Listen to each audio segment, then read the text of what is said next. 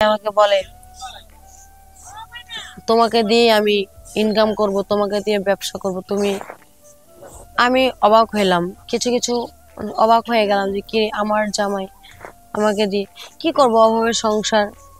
তো প্রথম প্রথম গ্রামে করতাম, গ্রামের মানুষ জানাজানি হওয়ার পরে শহরে আসছি। শহরে আসে আমার ইনকাম সোর্স সবকিছুই চালু হইলো। এখন আমি আলহামদুলিল্লাহ অনেক সুখে আছি, অনেক ভালো আছি। তো একটা কথা কি জানেন, মেয়েদের জীবনটা এমন একটা জীবন অগোছালো, না পারি কারো কইতে, না পারি সইতে। তো কিছু কিছু মানুষের ক্ষেত্রে নারীদেরকে অনেক, এখানের মধ্যে একটা জিনিস কি, তুমি কর্ম জানো না, কর্মের কত রকম ইয়ে আছে। আমার জামাই আমাকে ফিজিক্যালি ইয়ে করায়, সে টাকা ইনকাম করতো, সে ইয়ে করতো। তো এটা ভাইবেন না যে, সুপ্রিয় দর্শক শ্রোতা, এটা ভাইবেন না যে এই সব কথা সব মিথ্যা কথা। এটা আমার এই জীবনের এক কাহিনী। আমি আমার এই জীবন কাহিনী দিয়ে আপনারা সতর্ক হন। ভাইয়েরা, আপনাদেরকে বলি একটা কথা, কখনো ঘরের বউকে ইয়ে করবেন না, নামাই দিবেন না রাস্তায়। বউর ইজ্জত সম্মান সবকিছু আপনার কাছে। আসসালামু আলাইকুম, আমার নাম রুনা, আমার বাড়ি গাজীপুরে। আমি একটা খুব মধ্যবিত্ত একদম গরিব ফ্যামিলির একটা মেয়ে। কোনোভাবে আমার বাবা মা বিয়ে দিতে পারতেছিল না। অনেক বয়স, অনেক অনেক চেষ্টা করছে আমার বাবাকে বিয়ে দেওয়ার জন্য। আর ভালো ছেলে খুঁজছে, যে আর্থিক সমস্যা, ডিভেন্স চায়, দান ডিভেন্স চায়।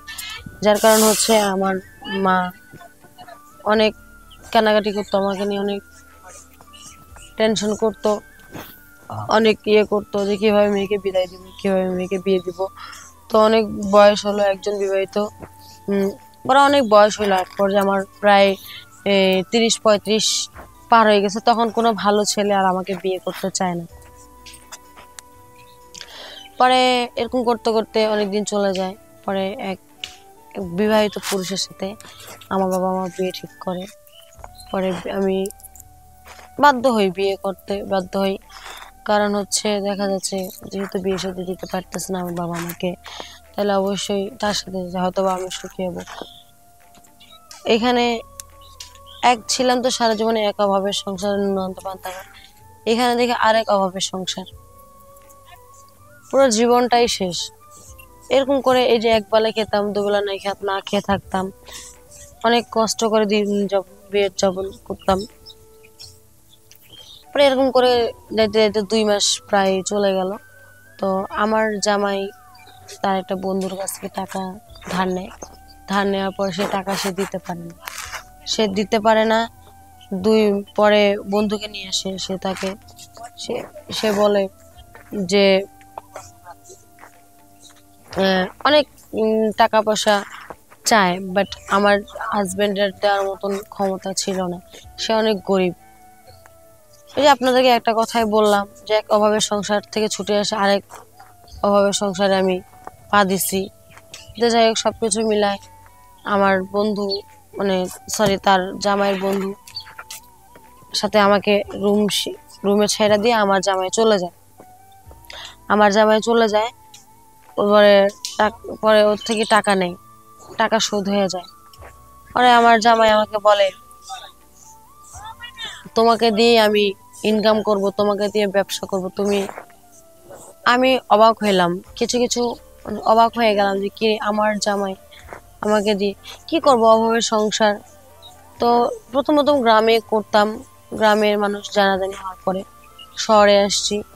শহরে আসে আমার ইনকাম সোর্স সবকিছুই চালু হইলো। এখন আমি আলহামদুলিল্লাহ অনেক সুখে আছি, অনেক ভালো আছি। তো একটা কথা কি জানেন, মেয়েদের জীবনটা এমন একটা জীবন অগোছালো, না পারি কারো কইতে, না পারি সইতে। তো কিছু কিছু মানুষের ক্ষেত্রে নারীদেরকে অনেক, এখানের মধ্যে একটা জিনিস কি, তুমি কর্ম জানো না, কর্মের কত রকম ইয়ে আছে। আমার জামাই আমাকে ফিজিক্যালি ইয়ে করায়, সে টাকা ইনকাম করতো, সে ইয়ে করতো। এটা ভাইবেন না যে, সুপ্রিয় দর্শক শ্রোতা, এটা ভাইবেন না যে এই সব কথা সব মিথ্যা কথা। এটা আমার এই জীবনের এক কাহিনী। আমি আমার এই জীবন কাহিনী দিয়ে আপনারা সতর্ক হন। ভাইয়েরা, আপনাদেরকে বলি একটা কথা, কখনো ঘরের বউকে ইয়ে করবেন না, নামাই দিবেন না রাস্তায়। বউর ইজ্জত সম্মান সবকিছু আপনার কাছে। আপনি বউকে ইজ্জত দিলে ইজ্জত দিবে পাবে, আপনি সম্মান দিলে বউ সম্মান পাবে, আপনি না দিলে কোনো কিছুই পাবে না। তো মনে করি আমার জীবনে যা হয়েছে এই পর্যন্ত, আমি আজ আপনাদেরকে কিছু কিছু শেয়ার করলাম। আশা করি আপনারা এই ভুল পথে যারা পা দিচ্ছেন, বা ভাইয়ারা এই ভুল পথে যারা ইয়ে করছেন, তারা অবশ্যই সংশোধন হবেন, অবশ্যই এগুলা থেকে দূরে থাকবেন। আর আমি কথাগুলো ঠিক বলছি না খারাপ বলছি অবশ্যই জানাবেন। আজকে মতো এখানেই। আসসালামু আলাইকুম, ধন্যবাদ।